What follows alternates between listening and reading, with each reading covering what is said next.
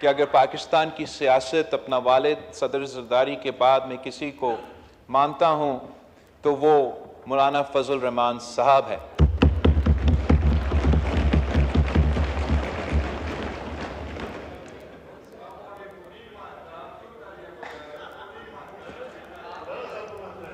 जी please. अल्लाह ताला ने फरमाया है कि वत्तु इज़्ज़ु मंतशा वत्तु ज़िल्लु मंतशा, और जितना हमने अपना पार्लियामान का इज़्ज़त रखा है, अपना दस्तूर का इज़्ज़त रखा है, इस आइन साजी का अमल की इज़्ज़त रखा है, तो उसमें भी सबसे बड़ा किरदार मौलाना फजल रहमान साहब का।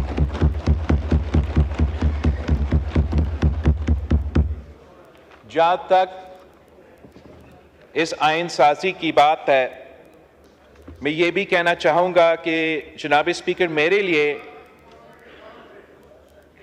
मेरे लिए अगर मैं कुरान पाक के बाद किसी किताब को मानता हूँ तो वो पाकिस्तान की दस्तूर है, पाकिस्तान की आइन है, हमारा इस्लामी वफाकी जमहूरी 1973 की कॉन्स्टिट्यूशन है। 1973 की कॉन्स्टिट्यूशन के वक्त मैं याद दिलवाना चाहूँगा कि उन ज़मानों में भी जमाते उलमा इस्लाम उन बेंचेस पे बैठे थे और पाकिस्तान पीपल्स पार्टी इन बेंचेस पे बैठे थे, और उन ज़मानों में भी सियासी इख्तलाफ था, अरूज पे था। अगर आजकल के सियासतदान, आजकल पाकिस्तान की अवाम समझते हैं कि जो वज़ीर आज़म साहब और आज का कायदे हिज़्ब इख्तलाफ के दरमियान इख्तलाफ, सियासी जो पोलराइजेशन हुआ है, वो कोई अरूज पे है, तो याद रखना चाहिए कि जब कायदे अवाम शहीद जुल्फ़िकार अली भुट्टो इस मुल्क का वज़ीर आज़म था और जमाते उलमा इस्लाम के कायदे हिज़्ब इख्तलाफ था, तो तब भी हमारा सियासी इख्तलाफ, नज़रियाती इख्तलाफ अरूज पे था। मगर जब पाकिस्तान की बात आती थी, जमहूरियत की बात आती थी, आइन साजी की बात आती थी, तो हम सारे इख्तलाफात भूल के एक मेज पे बैठ के इत्तेफाक कायम करके सरजमीन बे आइन को अपना आइन दिलवाया था।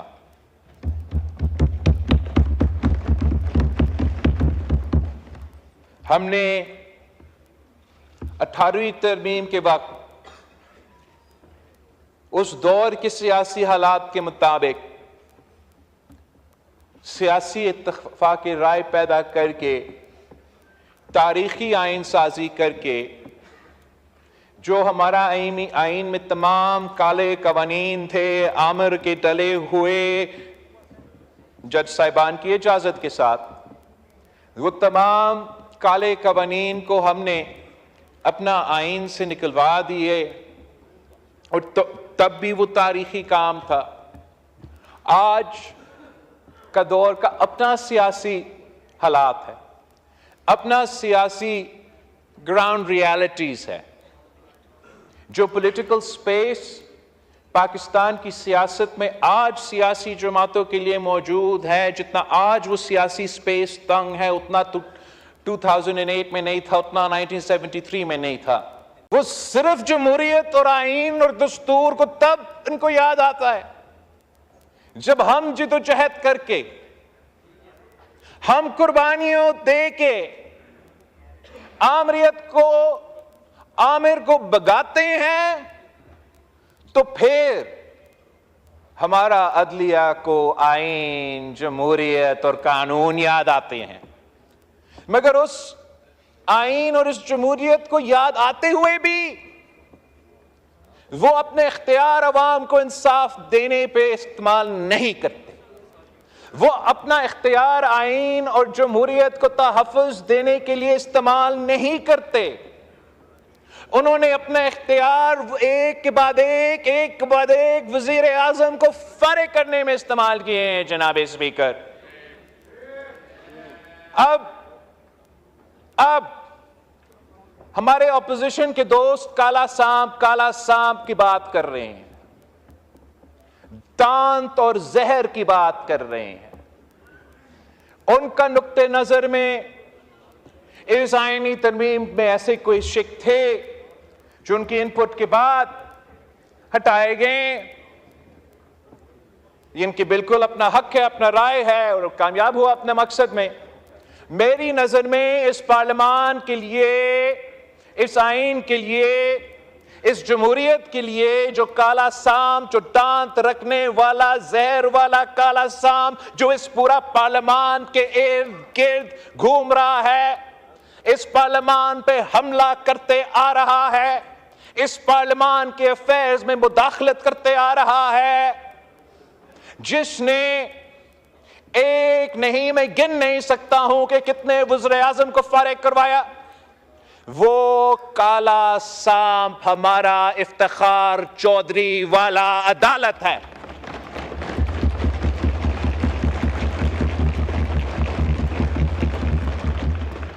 ये क्या बात हुई कि आप हमारा वजीर आजम को तख्तेदार पे लटका दे?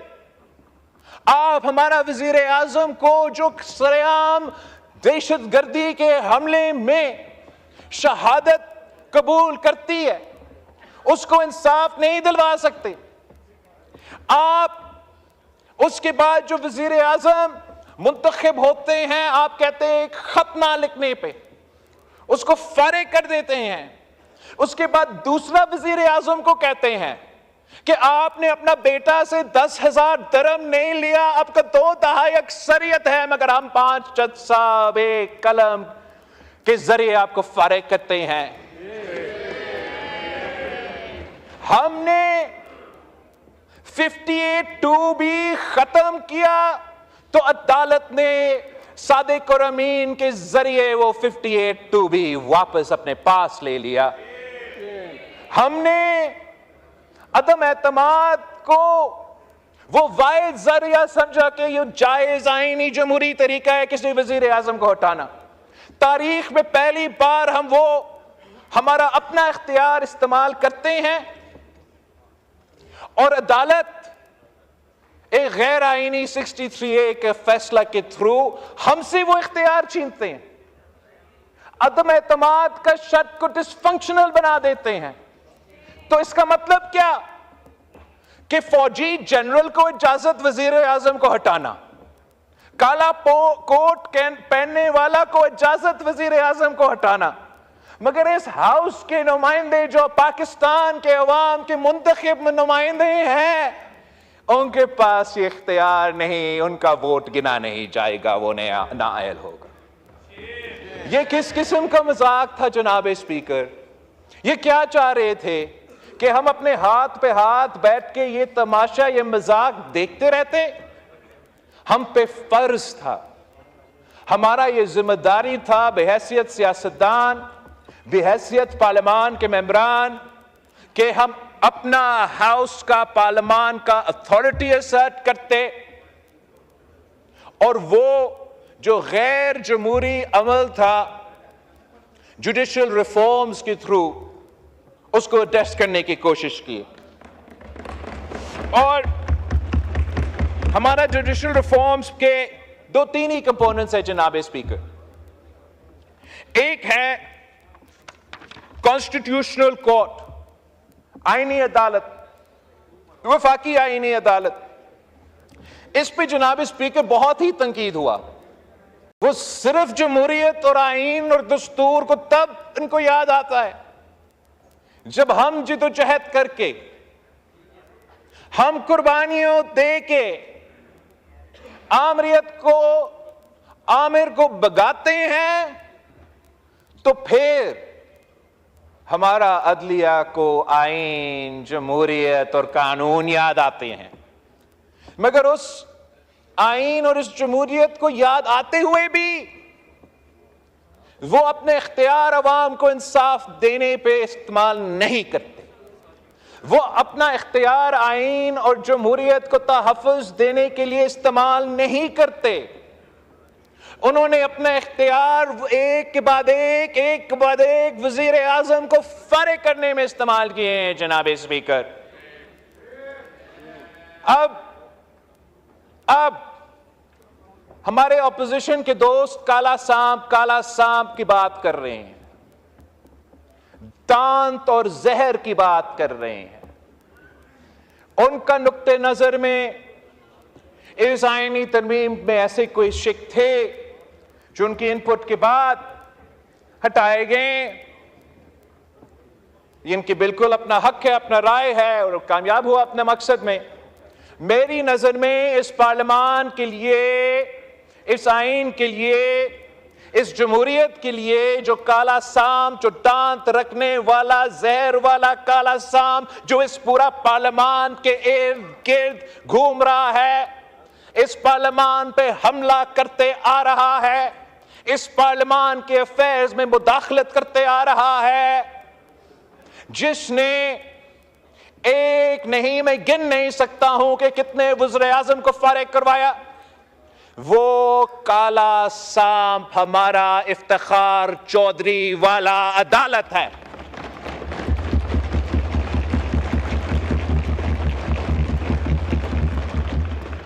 ये क्या बात हुई कि आप हमारा वज़ीर आज़म को तख्तेदार पे लटका दे? आप हमारा वज़ीर आज़म को जो सरेआम दहशतगर्दी के हमले में शहादत कबूल करती है उसको इंसाफ नहीं दिलवा सकते। आप उसके बाद जो वज़ीर आज़म मुंतखब होते हैं, आप कहते हैं एक खत ना लिखने पे उसको फारिग कर देते हैं।